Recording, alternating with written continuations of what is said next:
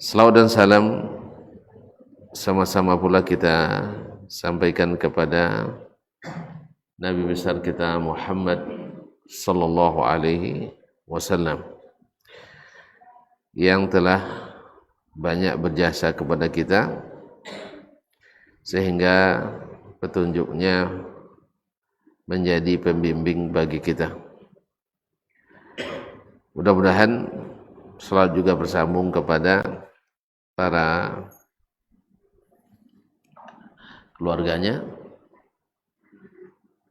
para anak cucu dan cicitnya, serta keturunan, serta para sahabat yang dulu setia berdakwah berjihad bersamanya, dan para tabi'in, serta seluruh kaum muslimin dan muslimat yang istiqamah di atas jalannya. Kaum muslimin, kaum muslimat yang dirahmati Allah SWT. Selanjutnya kita berdoa pula untuk para orang tua kita, ayah ibu, saudara-saudara, kerabat, teman-teman dan sahabat, para guru, buya, umi, kiai, nyai dan sebagainya, serta seluruh kaum muslimin. Mudah-mudahan yang sudah mendahului kita Allah berikan ampunan dan rahmat, lapangkan kuburannya, dan semoga yang masih hidup dibimbing dengan taufik dan hidayah. Semoga istiqamah selalu di atas sunnah sampai datang hari kita dipanggil oleh Allah Subhanahu wa taala. Kaum muslimin, kaum muslimat yang dirahmati Allah Subhanahu wa taala.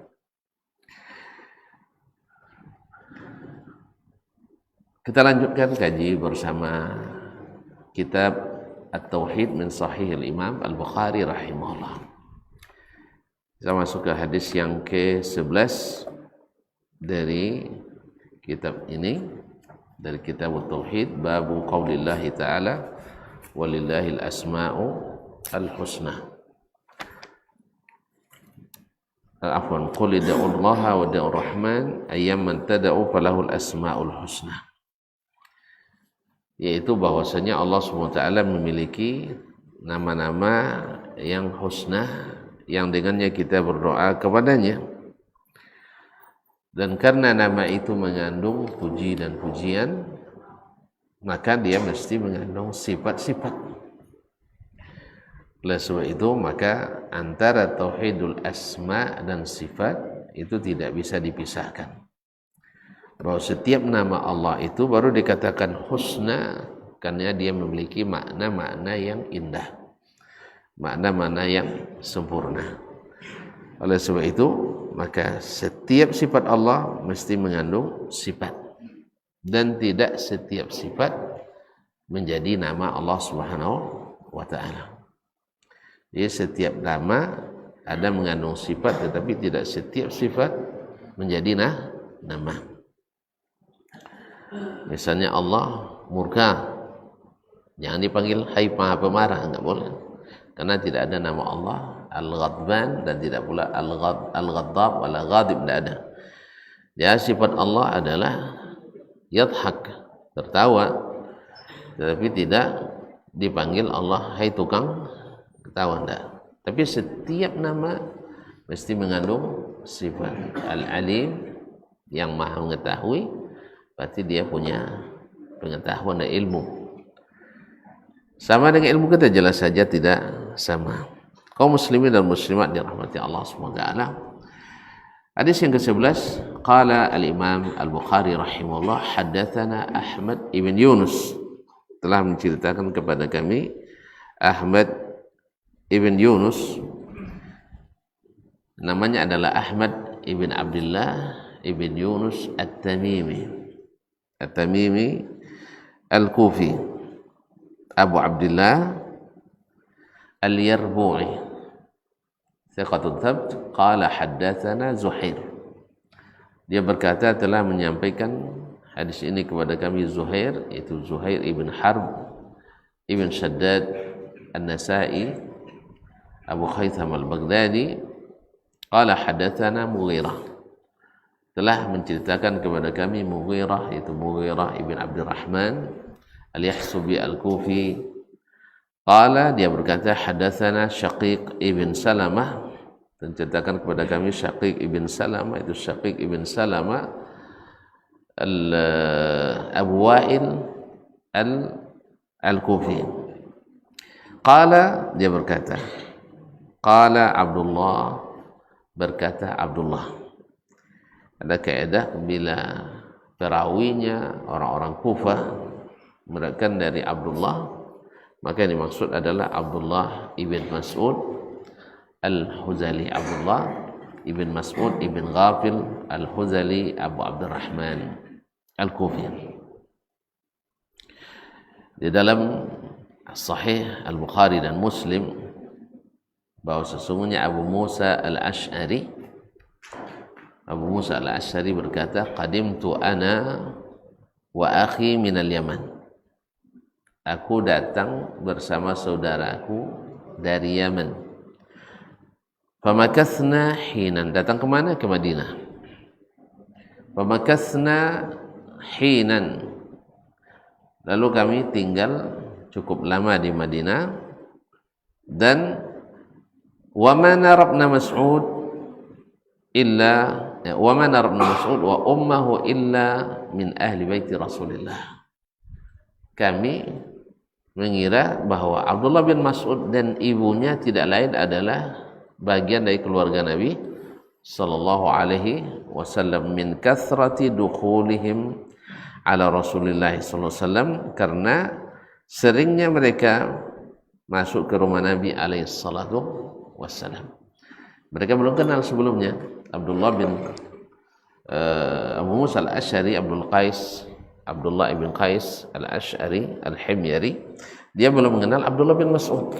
Jadi ketika sampai di Madinah, dia lihat Abdullah bin Mas'ud tukang bawa sandal Nabi alaihi salatu wassalam.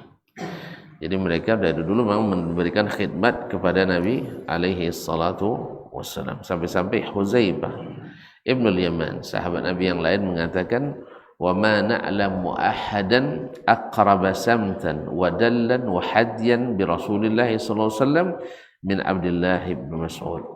Kami tidak melihat orang yang lebih mirip pembawaannya, cara dan tata caranya, serta bersikapnya yang lebih mirip dari Rasulullah seperti Abdullah ibn Mas'ud radhiyallahu anhu. Jadi memang dia mengambil manfaat dari kedekatannya dari Nabi sallallahu alaihi wasallam, sehingga dia menjadi rujukan, menjadi ulama dan fuqaha para sahabat. Sampai-sampai Abu Musa al-Ash'ari ketika dia jadi gubernur di Kufah, dibawanya Abdullah bin Mas'ud untuk mendampinginya di Kufah sebagai ulama yang dijadikannya setempat bertanya. Jadi Abu Musa al-Ash'ari radhiyallahu anhu sebagai gubernur di Kufah tidak buat keputusan sebelum bertanya kepada Abdullah bin Mas'ud radhiyallahu taala anhu. Sehingga mereka mengatakan bahwa Abdullah bin Mas'ud, atau dikenal juga dengan Ibnu Ummi Abdin, adalah orang yang paling beruntung dekat ke Nabi sallallahu alaihi wasallam, sehingga dia juga banyak mendapatkan ilmu untuk mendekatkan diri kepada Allah Subhanahu wa taala. Qala, berkata Abdullah bin Mas'ud, ini dia menceritakan tentang Nabi sallallahu alaihi wasallam. Kunna nusalli khalfan Nabi sallallahu alaihi wasallam. Kami sering salat di belakang Nabi sallallahu alaihi wasallam. Nabi imamnya. Bayangkan indahnya salat, Nabi imamnya, kita makmumnya, subhanallah. Fanaqul, lalu kami membaca assalamu ala Allah, ya, setelah membaca at-tahiyatu lillah wassalawatu at-tayyibat, assalamu ala Allah, assalamu ala Allah. Naam.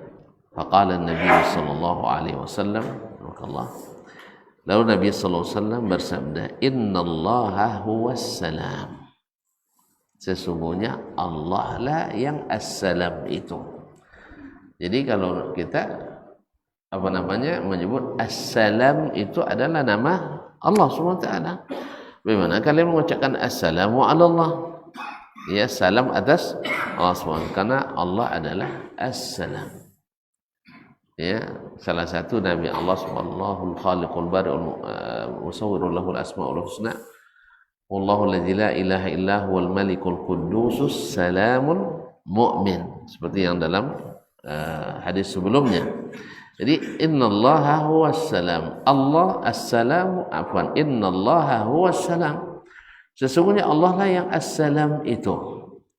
Walakin qulu, akan tetapi katakanlah at-tahiyyatu lillah was-salawatu wat-thayyibat. At-tahiyyatu lillah was-salawatu wat-thayyibat.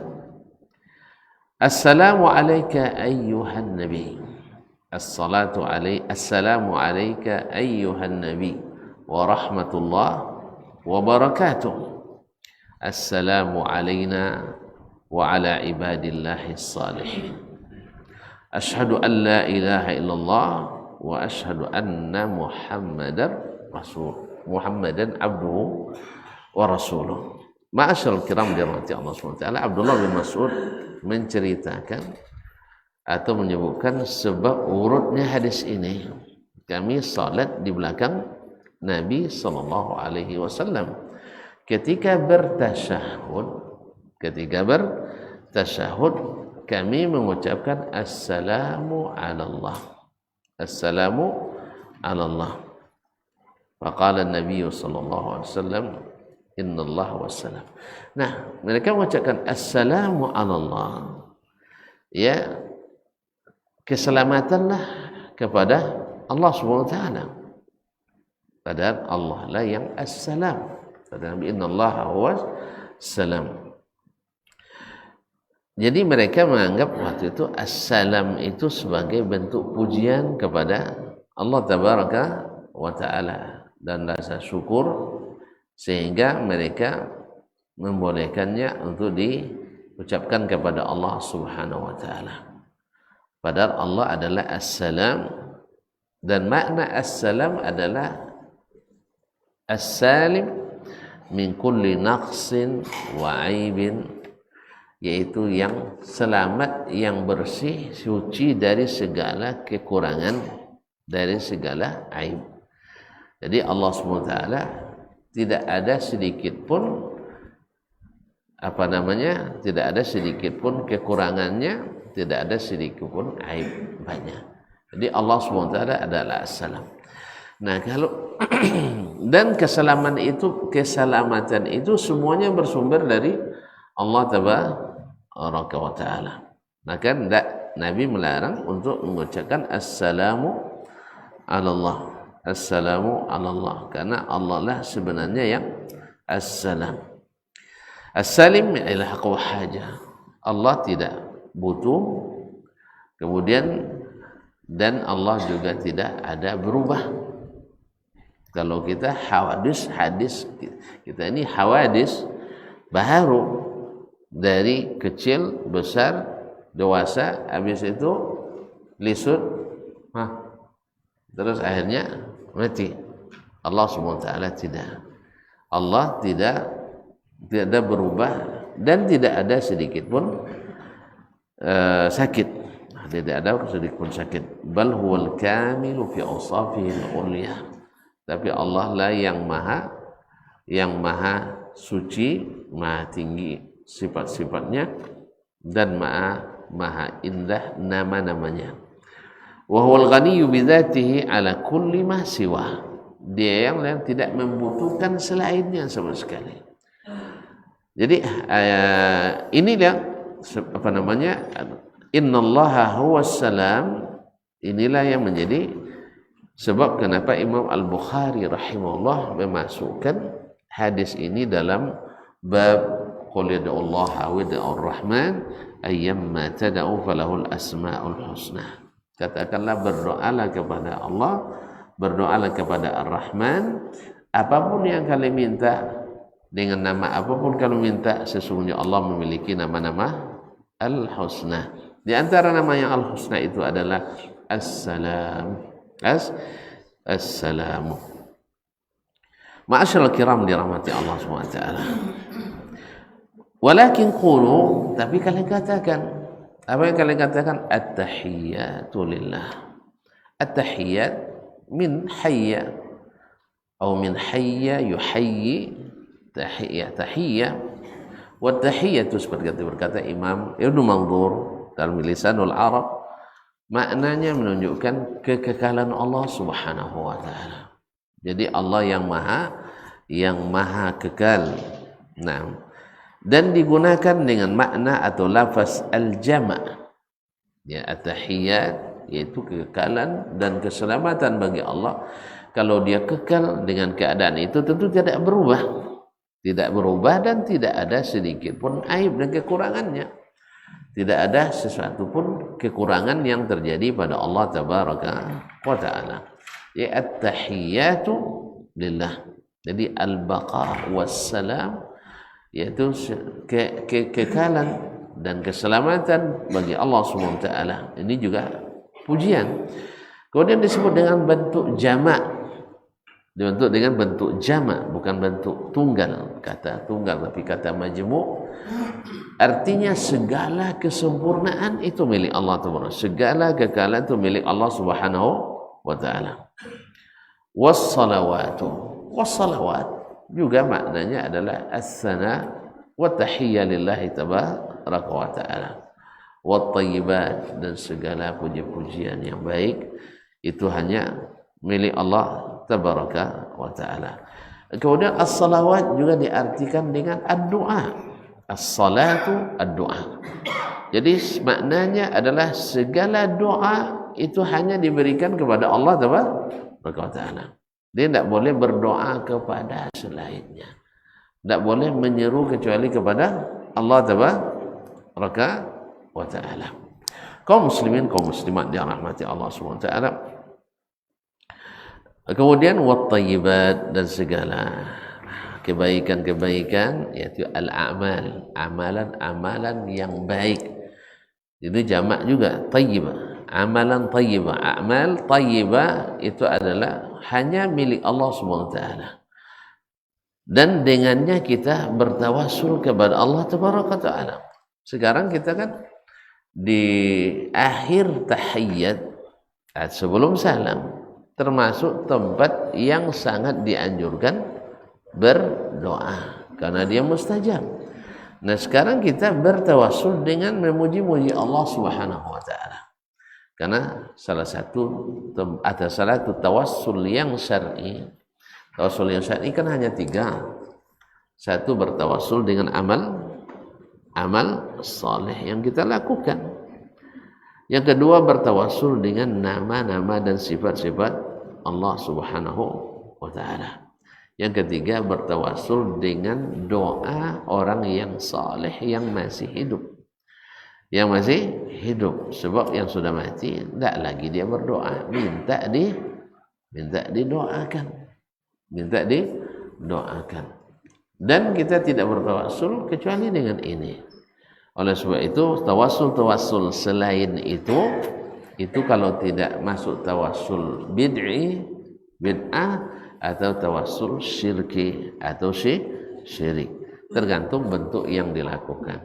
Ma'asyiral kiram dirahmati Allah Subhanahu wa taala. Jadi di sini kita memuji Allah Subhanahu wa taala, at-tahiyyatu wat-tayyibatu atau at-tahiyyatu was-salawatu wat-tayyibat. As-salawat adalah doa dan juga ibadah. Jadi as-salat adalah doa dan juga ibadah yang hanya diberikan hanya kepada Allah Subhanahu wa taala, dan ini baik secara logika maupun secara syar'i, bahwa tidak mungkin diibadati kecuali yang berhak diibadati. Siapa yang memberikan ibadah kepada yang tidak berhak, maka tidak masuk akal. Tapi kadang-kadang karena kejahilan hilang patuh deh ketujuh. Nah, hilang patuh deh ketujuh. Coba lihat orang-orang jahiliyah dulu dan juga hari ini. Orang jahiliyah dulu dan juga hari ini. Mereka membuat sendiri patung-patung itu. Susah payah, berlumut dibersihkannya, berhujan dipayunginya. Habis itu minta pula kepadanya. Dia sendiri tidak paham apa-apa. Orang jahiliyah dulu kan. Makanya para sahabat setelah mereka masuk Islam dan di Madinah, sering mereka mengingat-ingat masa jahiliyah untuk kenang-kenangan. Nah, kenang-kenangan pahit masa lalu. Kita juga mungkin punya kenangan pahit masa sebelum ngaji dulu. Berapa banyak kita. Subhanallah. Tapi Allah berikan hidayah. Alhamdulillahilladzi hadana lihadza wa ma kunna linahtadiya laula an hadanallah. Untuk Allah beri hidayah, maka mereka semakin bersyukur pada Allah. Sebab di masa jahiliyah dulu mereka kadang-kadang mau musafir kan dihantui oleh hantu. Kan itu dihantui oleh ketakutan. Kalau tidak bawa Tuhan pergi, nanti perjalanan tidak lancar, bisnis tidak beruntung. Akhirnya terpaksa bawa Tuhannya pergi ke mana-mana. Kan menyusahin jadinya. Ya, menyusahkan. Tapi itu keyakinan karena tak punya ilmu akal buntu. Tak punya ilmu akal buntu. Dan jangan coba-coba diganggu itu. Jangan coba-coba diganggu. Makanya kaum muslimin muslimat dirahmati Allah dilestarikan oleh orang musyrikin waktu itu dan juga oleh musyrikin zaman ini. Ma'asyiral kiram dirahmati Allah. Sampai-sampai mereka kalau bawa batu pergi berjalan kan berat. Apalagi dulu kan terbatas ontanya. Onta kekuatan angkutnya hanya 200 kilo per onta. Itu sudah maksimal 200 kilo. Nah, tambah lagi Tuhan yang terbuat dari batu tadi 25 kilo pula. Kan berat itu. Buat kayu juga tidak kalah dengan payah pula ngukirnya. Akhirnya mereka buat dari tepung. Dari tepung yang lumayan ringan campur dengan susu diadon, kemudian dibentuklah gambar Tuhannya, berhalanya. Di jalan habis makanan, mohon-mohon sama Tuhan, tak ada dikasih. Ngangguk pun tidak, geleng pun tak pandai. Akhirnya tak mungkinlah lapar begitu, terpaksa minta izin sama Tuhan, minta maaf di Tuhan. Dipegang telinganya, dimakan. Habis, tak apa-apa dia makan lagi hidungnya. Akhirnya habis Tuhan dimakan. Nah, subhanallah. Tapi walaupun demikian balik lagi ke daerahnya, tetap juga nyembah berhala itu lagi. Subhanallah. Memang oleh sebab itu kaum muslimin kalau tak ada ilmu, akal cerdas pun buntu. Makanya kecerdasan tidak bisa diandalkan untuk mencari kebenaran. Oh, saya cerdas, saya pandai. Tidak. Fir'aun lebih pandai daripada kita. Fir'aun lebih hebat dari kita. Dia menguasai secara politis. Masya Allah, payah mencari sezalim Fir'aun. Payah mencari sezalim Fir'aun. Sampai-sampai jadi ikon pemimpin zalim. Sampai hari kiamat, siapa yang zalim dianggap seperti Fir'aun. Makanya Abu Jahal pun, Abu Jahal yang sejahil itu, tetap juga disebut dengan Fir'aun. Saking hebatnya Fir'aun. Bukan dia hebat, tapi dia sesat. Dan berapa banyak orang tersesat karena kepintarannya. Alhamdulillah kalau tuan-tuan ikuti dan amati seluruh aliran sesat dalam Islam saja, tidak usah dari luar Islam, itu urusan orang ya. Ini di dalam Islam, seluruh aliran sesat dalam Islam pencetusnya adalah orang-orang cerdas. Adalah orang-orang cerdas. Tidak ada orang bodoh. Aliran apapun, seluruhnya orang cerdas. Al-Mu'tazilah, yang mempertuhankan akal dan logika, yang diikuti oleh orang liberal dan sekuler hari ini. Dia itu adalah super cerdas. Amr bin Ubaid Al-Mu'tazili, dia itu tidak bisa mengucapkan huruf ra dengan fasih. Dia ucapkan ra itu seperti ghain. Alam nashrah laka sadrak, gitu ya. Jadi sering dijadikan sebagai ditiru-tiru orang. Jadi kalau sekarang jadi meme orang ya. Jadi cobaan-cobaan. Tapi saking cerdas dan pintarnya bisa dia khutbah Jumat menggunakan kata tanpa ada huruf roh. Saya nak minta tuan-tuan coba 1 menit bercakap tanpa menggunakan huruf ra. Ya, langsung, jangan dikonsep di rumah dulu. Sekarang. Nah, ada yang bisa. Nah, 1 menit ceramah tanpa menggunakan huruf A. Ya bisa dia. Itu karena kalau bukan karena super cerdas tak mampu. Tapi itu sesat. Ma'bad al-Juhani yang mengingkari takdir dikenal dengan aliran Qadariyah juga super cerdas, habis Quran. Banyak hafal hadis. Jadi habis Quran, habis hadis juga tidak menjamin kalau tidak mengikuti dan diberikan hidayah seperti yang diberikan atau diajarkan Nabi SAW. Dan sayangnya kebanyakan manusia terperangah dengan kecerdasan. Dikiranya cerdas itu sebagai jaminan. Cerdas diperlukan, tapi kalau digunakan untuk ilmu. Tapi kalau cerdas tak digunakan untuk ilmu, hanya untuk sekedar berpikir dan hawa, mengikut pendapat, cerdas tidak jarang menjerumuskan bahkan menyesatkan. Jadi orang-orang cerdas itu cenderung angkuh juga, tidak mau menerima ilmu. Makanya Nabi SAW ditentang kebanyakan oleh orang-orang cerdas di masanya. Ya, para pemuka itu kan orang cerdas. Bagian politik, ini orangnya. Bagian panglima perang, ini orangnya. Mereka yang tentang Nabi SAW. Kalau sudah jadi jenderal pasti orang cerdas ya.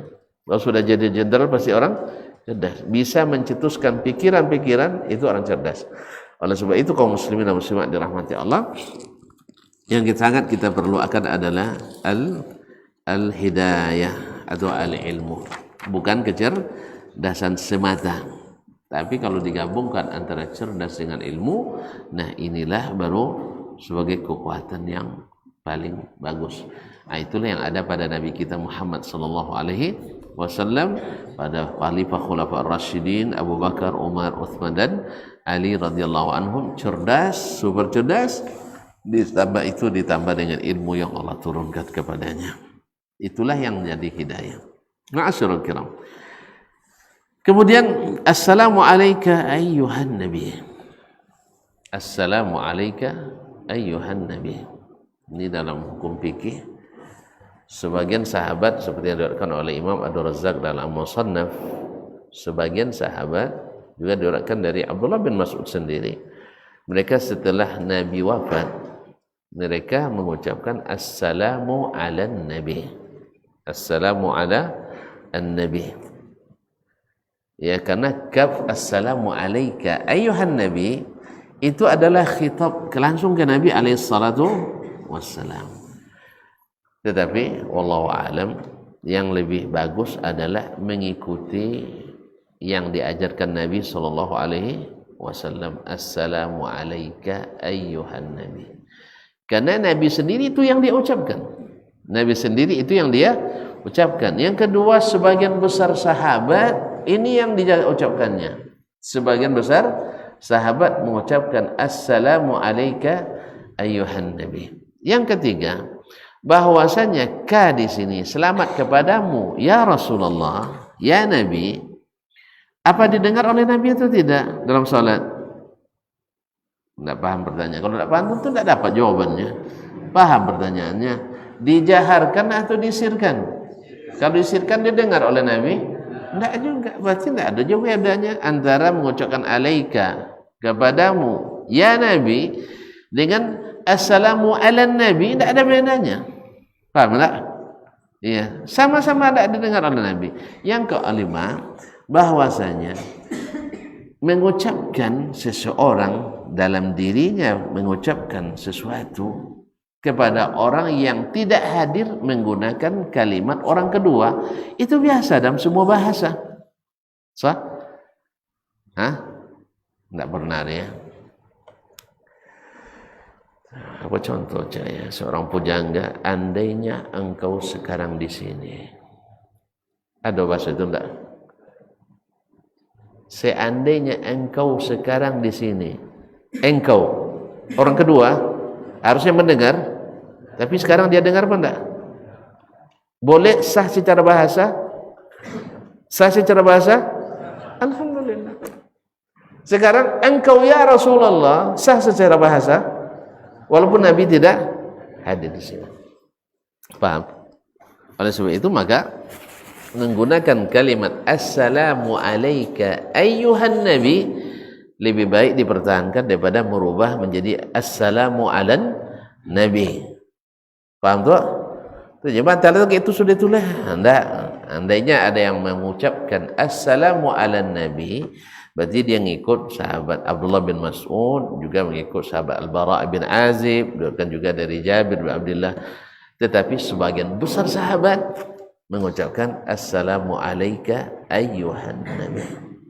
Sebab secara bahasa sah, bahasa Arab, bahasa manapun kita mengkhitab, berbicara seolah-olah yang orang itu hadir di depan kita padahal tidak hadir di depan kita. Jelas ya? Jelas ya? Misalnya atau sedang berbicara kepada nenek, andainya engkau sayang, gitu ya. Sayangnya ada di sini enggak sekarang? Ada sini? Enggak. Jelas? Apalagi di masa-masa dulu sering ucap itu ya. Andainya engkau di sini, gitu kan? Nah, lain cerita kita hari ini. Itu dah. Tapi ternyata engkau sayang tak bersamaku. Akhirnya terpaksa aku makan Indomie. Itu misalnya. Dia bicara pada orang yang tidak ada tapi memakai bahasa orang yang ada dan secara bahasa sah. Jelas? Karena sebagian orang kan ada pula yang mendapat riwayat ini bersetegang langsung assalamu alan nabi. Kan Nabi kan sudah mati katanya kan, tidak perlu lagi assalamu alayka ayyuhan nabi. Saya katakan tidak, tetap boleh dikatakan assalamu alayka ayyuhan nabi. Al-amru bi hadza wasi', ini masalah tidak perlu terlalu dipertegangkan dan dipertentangkan.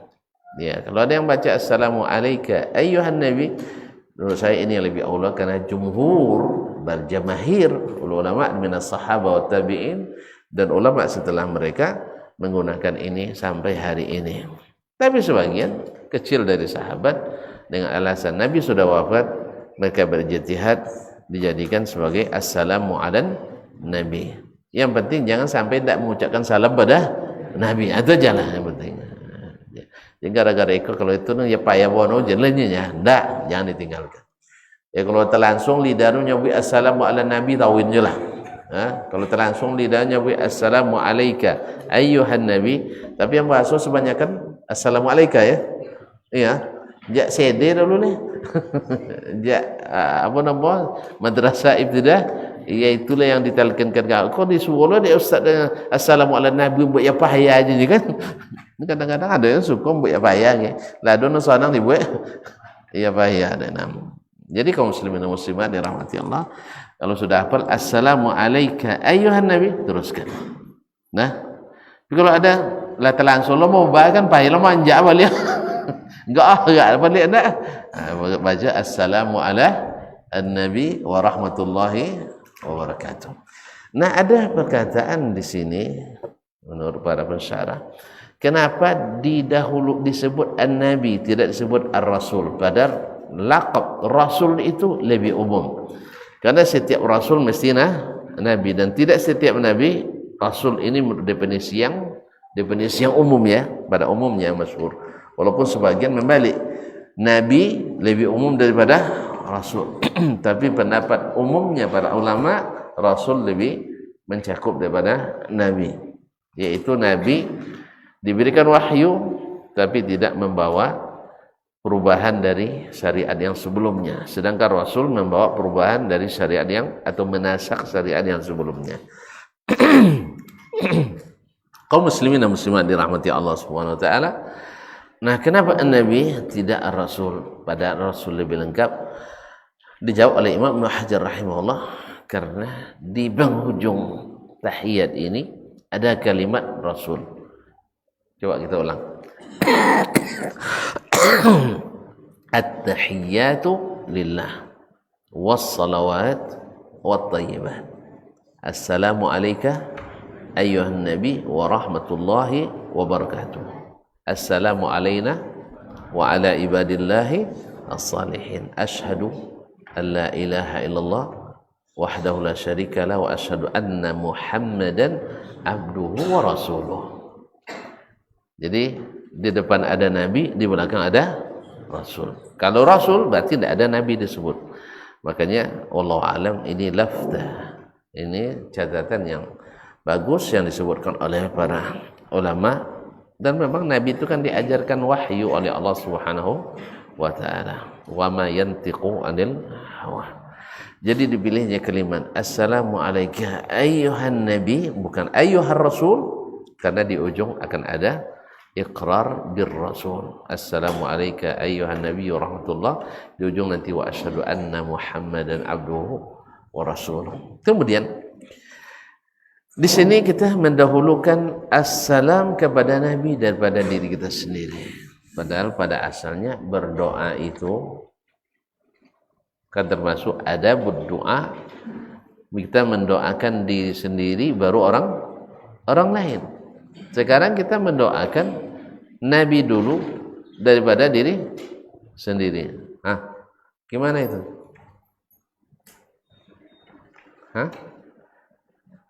Lain mandang sudah. Ustaz lan jawabnya kah? Iyalah, siapa kalau gitu. Nah.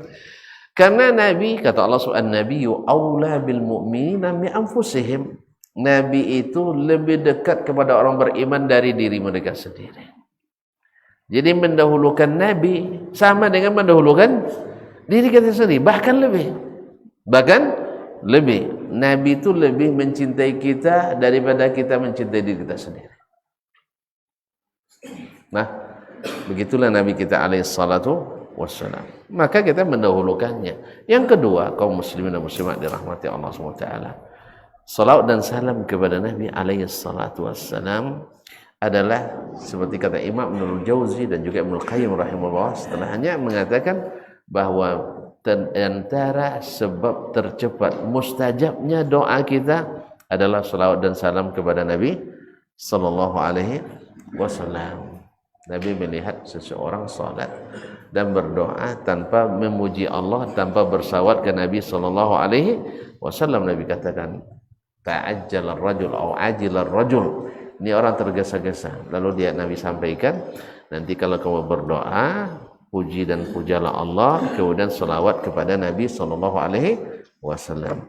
Maka jadilah di antara adab berdoa kita mendahulukan salawat memuji Allah, kemudian salawat dan salam kepada Rasulullah sallallahu alaihi wasallam. Nah, itulah sebabnya kita mendahulukan Nabi daripada diri kita sendiri. Kemudian setelah itu assalamu alaina wa ala ibadillahi salihin. Salam keselamatan bagi kita dan atas seluruh hamba Allah yang saleh. Jadi memang subhanallah, salat itu luar biasa kaum muslimin. Sebab doa pun kita doakan seluruh orang Islam, seluruh kaum muslimin. Nah, seluruh kaum muslimin. Nah, dan khususnya orang-orang saleh di antara mereka. Dan ingat dalam hadis dikatakan man da'a lil mu'minina wal mu'minat wal muslimina wal muslimat kataballahu lahu bikulli muslimin wa bikulli muslimatin hasanah. Siapa yang mendoakan orang-orang mukmin dan mukminah, muslim dan muslimah, Allah tuliskan baginya setiap satu orang muslim, setiap satu orang muslimah satu kebaikan. Ya, kalau kita dekat Allah firlil muslimina wal muslimat wal mu'minina wal mu'minat. Berapa orang muslim di dunia hari ini? Berapa? Hampir 2 miliar orang. Berarti dengan doa ini kita mendapat 2 miliar kebaikan. Makanya jangan lupa. Makanya subhanallah, rugi benar orang-orang yang tidak salat. Rugi benar orang-orang yang tidak berdoa. Rugi benar orang-orang yang tidak berzikir kepada Allah SWT. Makanya tidak mungkin masuk neraka kecuali yang ashqa, yang paling menderita. Sebab seluruh agama ini kebaikan. Sebab Ibnu Qayyim rahimahullah Al-Islamu khairun kulluh. Islam tu khair semuanya, kebaikan semuanya. Wa maslahatun kulluh, maslahat semuanya. Wa kamalun kulluh, dan kesempurnaan semuanya. Lalu setelah kita Islam, masa masuk neraka juga? Hah? Bercita-cita buat kebaikan tak dilakukan, dapat 1 kebaikan. Kalau dilakukan, dapat 10. Bercita-cita buat keburukan, tak jadi dikerjakan, dituliskan 1 kebaikan. Kalau dikerjakan, hanya 1 keburukan. Rugi juga pedagang. Ayolah, Allah yang faham. Gimana tu? Tak laku barang, tak tajwid, dapat jontong. Coba bayangkan, tak tajwid tetap beruntung. Kalau tajwid untung 1000% minimal, sampai 700 kali lipat. Kalau 7.000 berapa itu? 700.000%. Allah. Atau ugi pulang. Ayolah payah tuan-tuan. Tapi memang sonang tu uginya syirik atau habis saudara. Adon di bawah itu hasad, dengki, hasad, dengki, riba, namimah. Itu bijak tak? Kalau sebab itu maka rugi orang-orang yang tidak berdoa. Masuk waktu?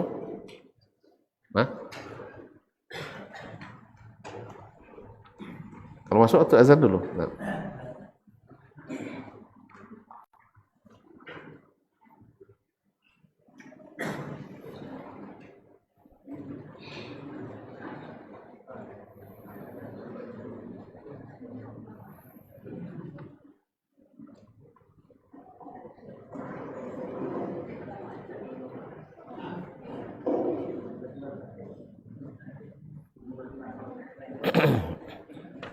Allahu Akbar, Allahu Akbar, Allahu Akbar, Allahu Akbar.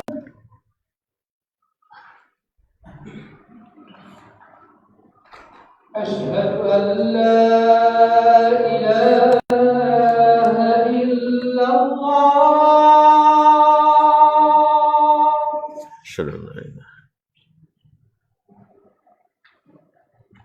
أشهد أن لا إله إلا الله.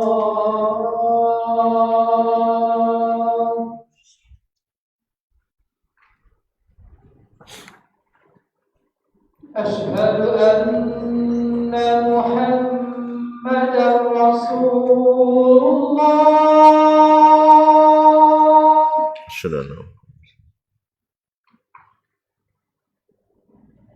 أشهد أن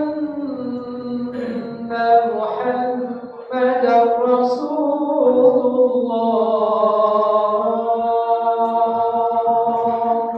أشهد أن محمدا حي على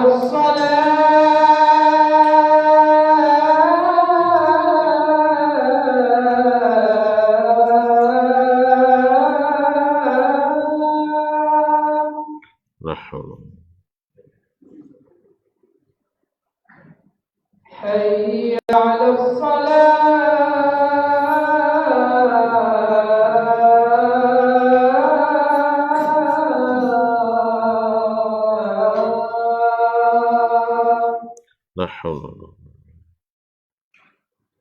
لا حول.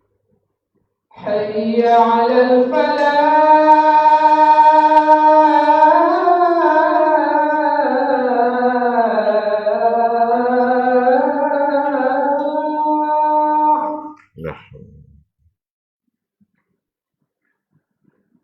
حي على الفلاح.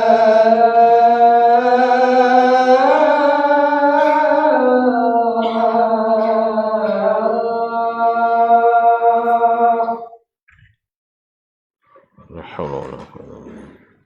الله أكبر، الله أكبر. الله أكبر. لا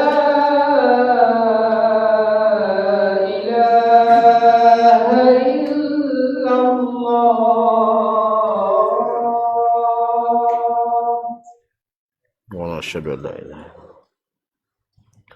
Allahumma rabb hadhihi ad-da'wati at-tammah was-salatu.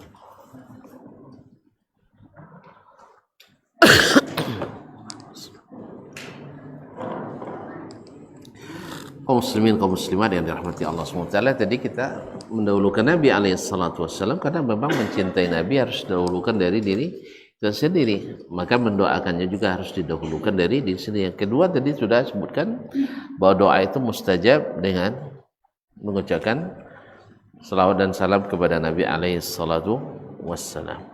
Baik, kemudian tinggal lagi wa asyhadu an la ilaha illallah. Ya, disebut tasyahud karena di dalamnya ada kalimat asy-syahadah. Jadi duduk itu disebut dengan duduk at-tasyahud.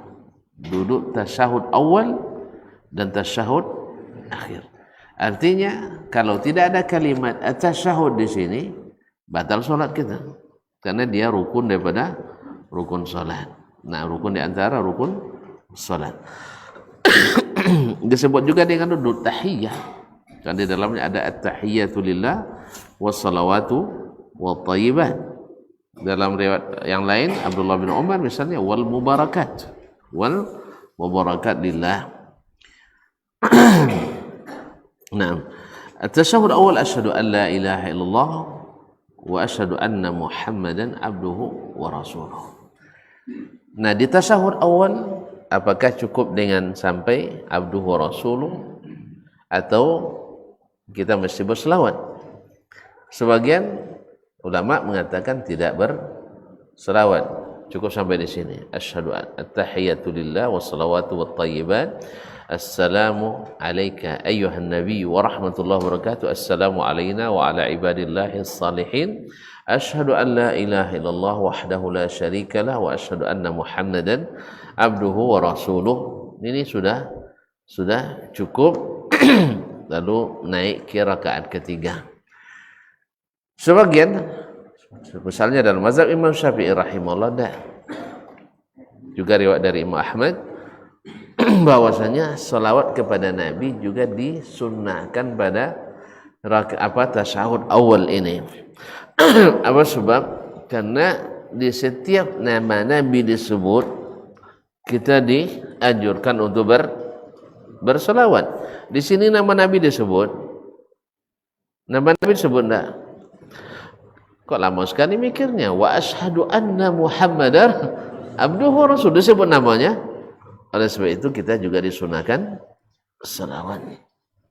Jelas? Jadi wallahu alam, di tasyahud awal tetap baca selawat kepada Nabi sallallahu alaihi wasallam. Apa bedanya tasyahud awal dengan tasyahud akhir kalau begitu? Ini panjang ke akhir lepodonan awal. Hah? Di tasyahud akhir kita dianjurkan berdoa setelah tasyahud. Setelah kita mengucapkan Allahumma salli ala Muhammad wa ala ali Muhammad kama shallaita ala Ibrahim wa ala ali Ibrahim innaka Hamidum Majid. Wa barik ala Muhammad wa ala ali Muhammad kama barakta ala ali Ibrahim wa ala ali Ibrahim innaka Hamidum Majid. Berdoalah ma syaa ayyadu. Dalam dia berdoa apa yang ingin dia minta kepada Allah Subhanahu wa taala. Baik doa yang ma'thur yang diwaris atau diriwayatkan dari Nabi sallallahu alaihi wasallam atau doa apapun yang dia ingin sampaikan. Kenapa kita katakan boleh? Karena Nabi mengatakan falyad'ullaha ma syaa yad'u. Apapun yang ingin dia inginkan, berarti bebas doanya. Bebas doanya. Beda dengan zikir-zikir ruku misalnya, zikir-zikir sujud kan ditentukan oleh Nabi alaihissalatu wassalam. Tapi kalau doa, Nabi berikan kebebasan untuk berdoa. Tapi ada doa yang dia riwayatkan dari Nabi, di antaranya la tad'a dubura kulli salatin an taqul. Karena Nabi katakan, ya Muaz inni uhibbuk, wahai Muaz aku mencintaimu. La tad'a fi duburi kulli salatin an taqul Allahumma a'inni ala zikrika wa syukrika wa husni ibadatik. Berarti doa ini tidak pernah ditinggalkan oleh Nabi sallallahu alaihi wasallam. Di mana dibaca? Di penghujung salat. Ulama beda menafsirkan penghujung salat itu artinya setelah salam kah atau sebelum salam. Dan dua-duanya disyariatkan berdoa. Setelah salam pun disyariatkan, sebelum salam pun disyariatkan. Jadi kalau ada yang bilang tidak ada Nabi berdoa selepas salam, saya bilang selesai salat ada doa. Yang tidak ada doa itu adalah doa yang dipimpin. Iya, kalau itu memang tidak. Atau doa ramai. Kalau doa pakai mikrofon, ya. Karena Allah kalau itu ya memang tidak. Tapi kalau seandainya maksudnya berdoa, Nabi sendiri berdoa. Assalamualaikum warahmatullahi kanan. Assalamualaikum warahmatullahi. Apa dibacanya? Astagfirullah. Doa apa tidak? Hah? Doa, aku minta ampun kepada Allah. Doa, coba nak bilang doa.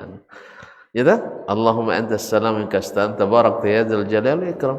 Karena doa dan zikir itu dua-duanya bercampur. Ada zikir bercampur doa, ada doa juga di dalamnya ada zikir. Ya, misalnya doa petang hari, apa yang antum baca?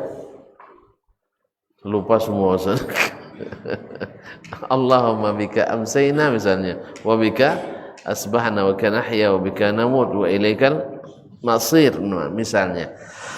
Ada nak di antaranya doa petang hari kita baca, ya hayyu ya qayyum bi rahmatika astaghith aslih li sya'ni kullah wa la takilni ila. Ada doa di dalamnya. Ada doa di dalamnya, tapi dia disebut zikir. Jadi doa selepas salam disyariatkan. Doa sebelum salam dianjurkan. Nah, dibaca doa tadi sebelum salam atau dibaca setelah salam, insyaallah masyru'. Jelas?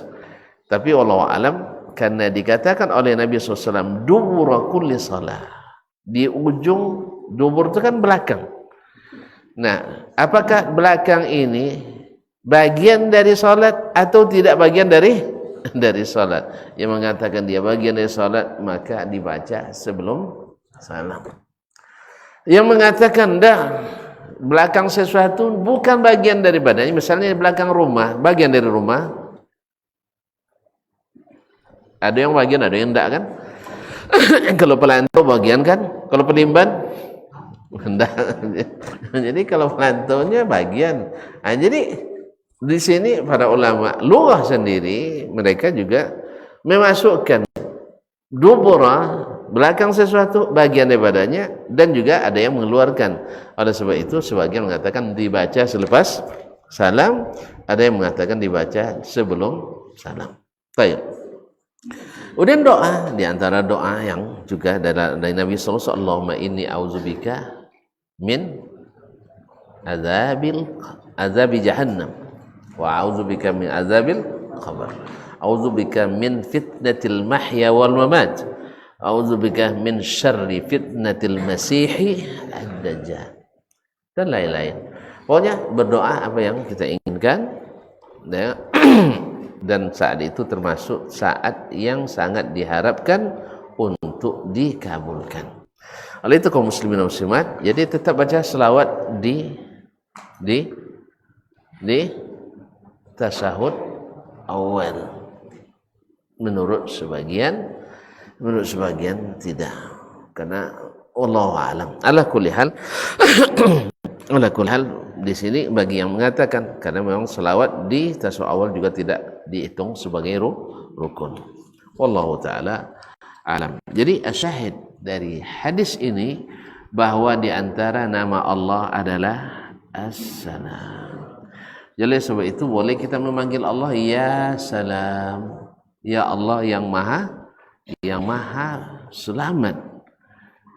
Maka selamatkanlah saya. Karena daripadanya bersumber segala keselamatan bagi kita.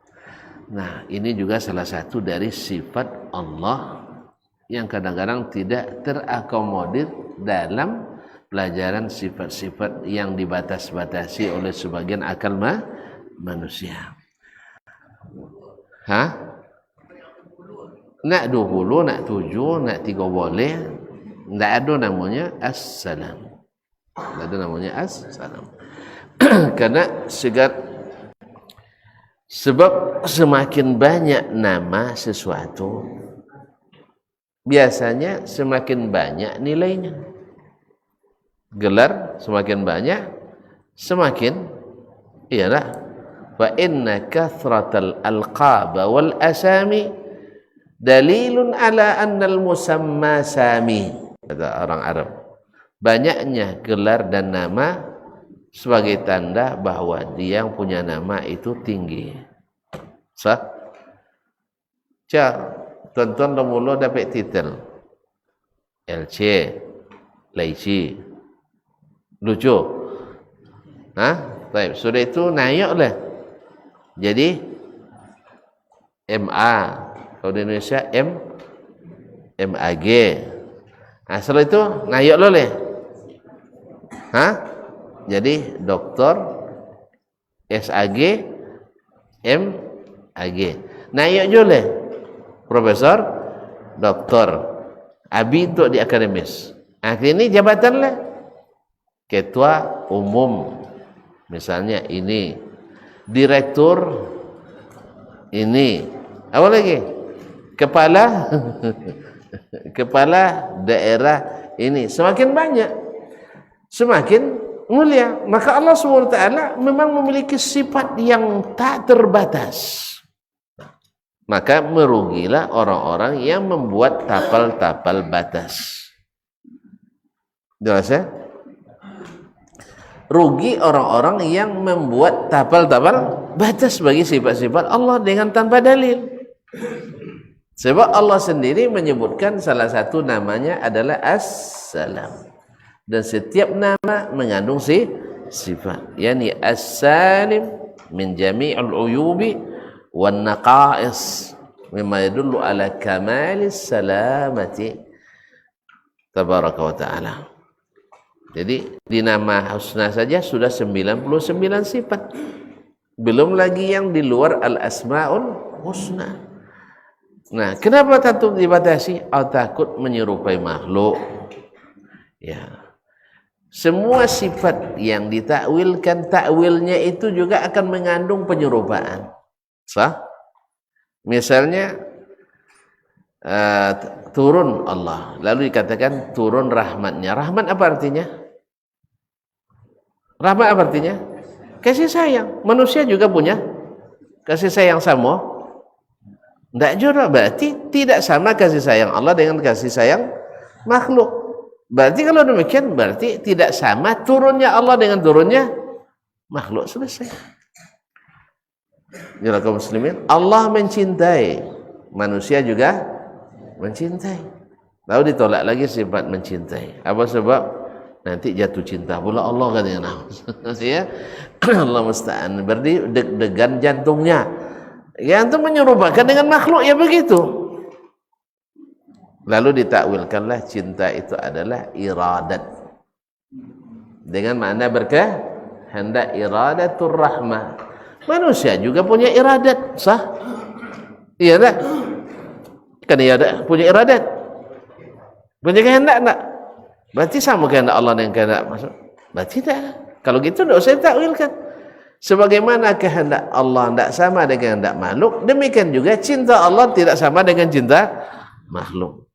Kalau cinta makhluk kan itulah dari mata, Masya Allah, hafal semuanya. Dari mata turun ke hati, makanya matanya jangan jelalatan. Ya, sebab kalau dah terlihat, wallahi terpikat. Apalagi yang namanya laki-laki. Apalagi matanya kalau mata keranjang. Mata keranjang masuk sudah, kan salai masuk, akan kelamnya masuk, semua masuk.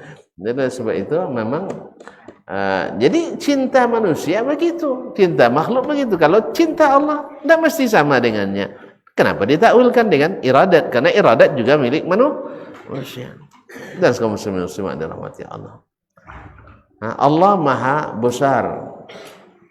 Allah besar, zatnya berarti sama juga makhluk enggak? Berarti kekuasaan. Manusia punya kekuasaan? Punya. Kekuasaan manusia ada yang besar? Ada. Berarti antum kena lagi di sini. Berarti tidak sama kekuasaan Allah dengan kekuasaan. Alhamdulillah. Berarti tidak sama zat Allah dengan zat makhluk. Besarnya zat Allah dengan besarnya zat makhluk. Alhamdulillah. Memang ngaji sunnah ini aman, nyaman, tentram. Tidak susah-susah. Kalau ini dikejar ke sini, lari lagi sini, ngumpet sini, ketahuan lagi. Jelas ya? Tapi kalau kita tidak, siapa yang mengatakan itu? Allah dan Rasul.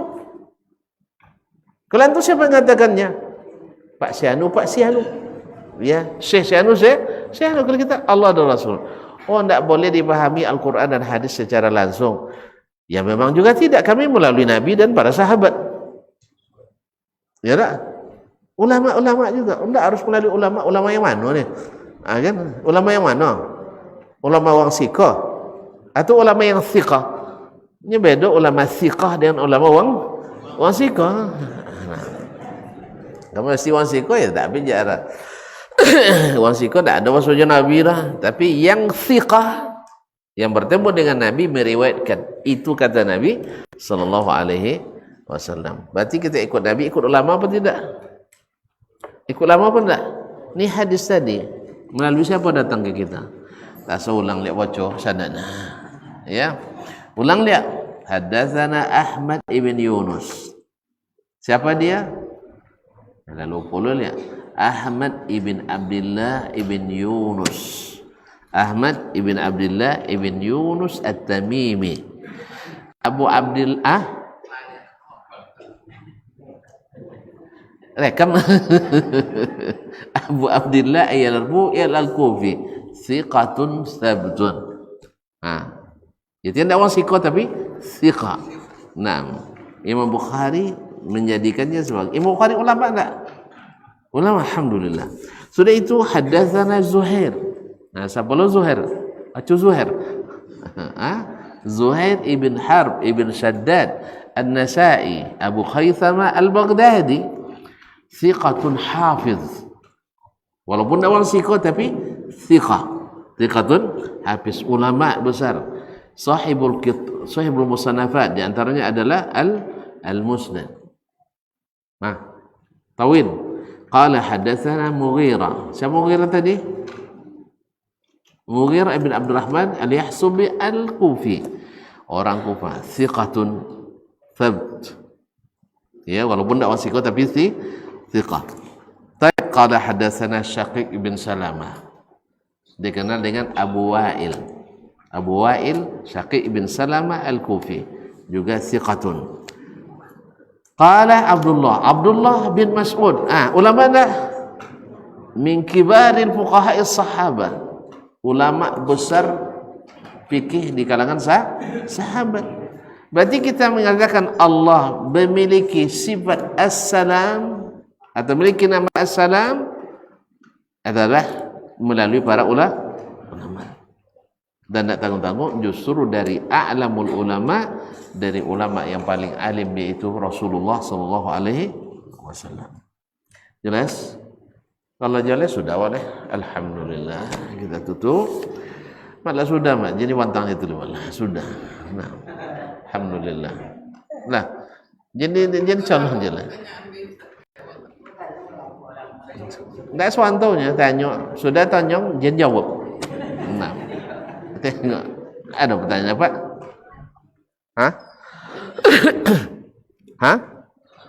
Ada pertanyaan? Kan tak ada. Alhamdulillah. Dia memang jali sodoh. Jali itu tak ketanyong jali. Alhamdulillah. Baik, kalau demikian kita tutup. Sampai berjumpa kembali pada kesempatan yang akan datang. Wallahu taala alam. Wa sallallahu ala nabiyyina Muhammad wa sallam. Wa subhanakallah bihamdik asyhadu an la ilaha illa anta astaghfiruka wa atubu ilaik. Wassalamualaikum warahmatullahi wabarakatuh.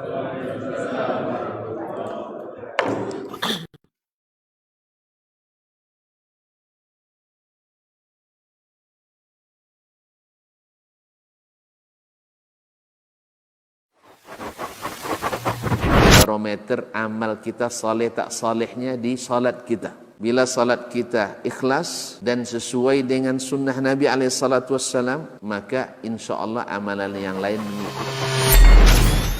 Ini aktivitas ini membantu saya di akhirat atau akan menyulitkan saya di akhirat? Kalau seandainya perbuatan itu ternyata akan menyulitkan kita di akhirat kelak, tinggalkan perbuatan itu. Anta ni'mal jund. Kamu adalah sebaik-baik prajurit. Coba lihat. Kamu adalah sebaik-baik prajurit. Maka tujuannya adalah menghancurkan kehidupan rumah tangga.